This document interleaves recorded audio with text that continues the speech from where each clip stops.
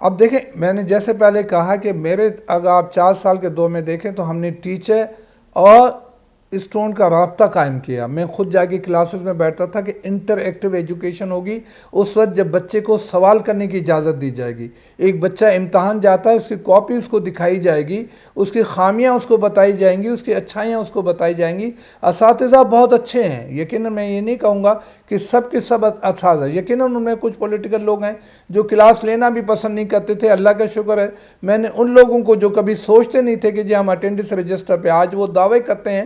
میرے وقت میں کچھ ایسے لوگ تھے جو اٹینڈنس رجسٹر پہ سائن کرنا اپنی شان کی گستاخی سمجھتے تھے کہ جی ہم تو لیڈر ہیں، ہم اٹینڈنس نہیں لگائیں گے. میں نے ان کو بھی مجبور کیا. آج وہ خود میرے نقش قدم پہ چل رہے ہیں. مجھے بہت خوشی ہوتی ہے کہ وہ لوگ جو میری مخالفت کرتے تھے کہ اٹینڈنس کیا ہوتی ہے، آج صبح 8 بجے اپنے ڈپارٹمنٹ میں کھڑے ہو کے اپنے اساتذہ کی اٹینڈنس لگا رہے ہوتے ہیں. تو یہ بہت اچھی بات ہے کہ اس ٹریڈیشن کو انہوں نے قائم کیا. میں اپریشیٹ کرتا ہوں. قابل لوگ بیٹھے ہیں، تھوڑی سی ان کو ہمت کرنی ہے. بنیادی چیز کیا ہے کہ کسی بھی یونیورسٹی میں جو اہم اسٹاک ہولڈر ہے، سب سے زیادہ اسٹاک ہولڈر جو ہے وہ یونیورسٹی کا طالب علم ہے. یونیورسٹی کس کے لیے بنائی جاتی ہے؟ اساتذہ کے لیے نہیں بنائی گئی، ایڈمنسٹریشن کے لیے نہیں بنائی گئی. اسکول، کالج، یونیورسٹی طالب علموں کے لیے بنائی جاتی ہے. لہٰذا پہلا حق جو ہے وہ طالب علموں کا ہے، اور یہ حق ہم نے منوایا. آپ اس کے گواہ ہیں کہ میرے دور میں سب سے زیادہ اولیت، سب سے زیادہ اہمیت، سب سے زیادہ عزت جو ہے وہ طالب علم کو دی جاتی تھی اور دی جانی چاہیے. اس کے بعد یقیناً اساتذہ کے بغیر یونیورسٹی نہیں چل سکتی. وہ یقیناً ان کے جو ہے نا وہ لیڈرز ہیں، وہ ان کے سمجھیں کہ جان ہیں. تو اساتذہ کو بھی اپنا رول ادا کرنے کے لیے انٹر ایکٹیو ایجوکیشن پہ جانا ہوگا. جیسے آپ نے کہا اپنے ٹیچنگ میتھڈولوجیز کو، اب وہ نہیں ہے کہ جی آج سے 50 سال پہلے کے جو نوٹس بنائیں وہ فائل دبا کے کلاس میں جا کے لیکچر دے دیں. اب آج کے بچے جو ہے وہ آرٹیفیشل انٹیلیجنس کے پروڈکٹ ہیں. آپ نے ایک لفظ بولا، گوگل پہ وہ پوری ہسٹری نکال کے آپ کے سامنے لے آئیں گے. اب آپ کو جو ہے ان کو لیڈرشپ دینی ہے. لہٰذا میں ٹیچر کو جو ہے اس وقت ٹیچر جو ہے وہ اس کا ایک قسم کا رول جو ہے وہ بدل گیا ہے. اب ٹیچر جو ہے وہ ٹیچر نہیں رہا. اب وہ اس میں ایک بنیادی رول جو ہے وہ لیڈر کا بن جاتا ہے، یا اس میں ان کے لیے بنیادی طور پہ ان کی گائیڈ یا ان کو جو ہے قیادت کرنے والا بن جاتا ہے. تو فیسیلیٹیٹر ہے. استاد جو اب ٹیچر نہیں رہا. یقیناً اس کو آپ استاد کہیں، ٹیچر کہیں. فیسیلیٹیشن کرنی ہے، اس نے بچوں کو فیسیلیٹیز مہیا کرنی ہے، پڑھنے کے لیے ریسورسز بتانے ہیں، گائیڈ کرنا ہے، اپنے تجربے شیئر کرنے ہیں کہ میں آج اگر پی ایچ ڈی ہوں تو کیسے بنا، میں ایک اچھا استاد ہوں تو کیسے بنا.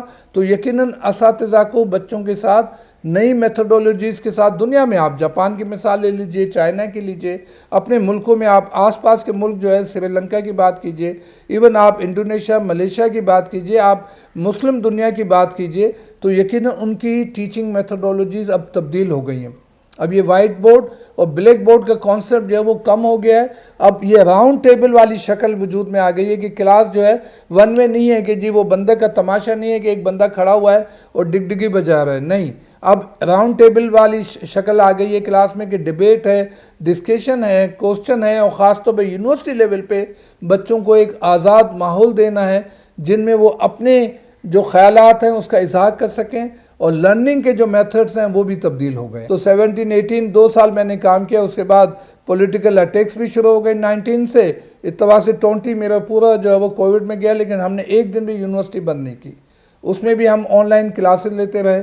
میں اپنے ان اساتذہ کا جو کمپیوٹر سائنس کے اساتذہ تھے، آئی ٹی کے اساتذہ تھے، انہوں نے سسٹم بنا کے دیے. ایل ایم ایس سسٹم ہم نے کووڈ سے پہلے بنا دیا تھا.